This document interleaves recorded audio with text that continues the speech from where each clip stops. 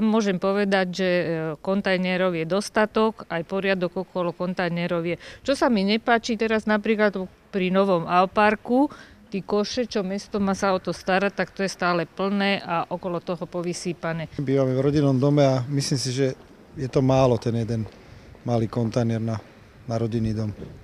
Čiže myslím, že to nestačí.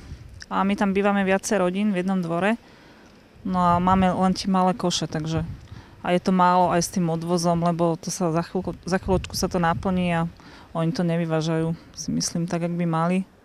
Takže nestačí to, podľa mňa. Dvojtýždňový nie je dobrý vôbec. To by malo ostať na tom jednom týždni, ako to býva cez leto. Tak. Mal by sa to tak zlepšiť, že častejšie by mali teda vyvážať. Býva kontajnerov dosť, aj dosť miesta na vloženie odpadu. Odváženie je pravidelné z našho činžáku. Nie. Tá malá nádoba nám na 2 týždne nestačí. Nemôže odpad niekam dávať len tak, ako druhý, že okolo smetných košoch vyhadzovať, to viete. V rodinnom dome to už my ináč strážime to okolie.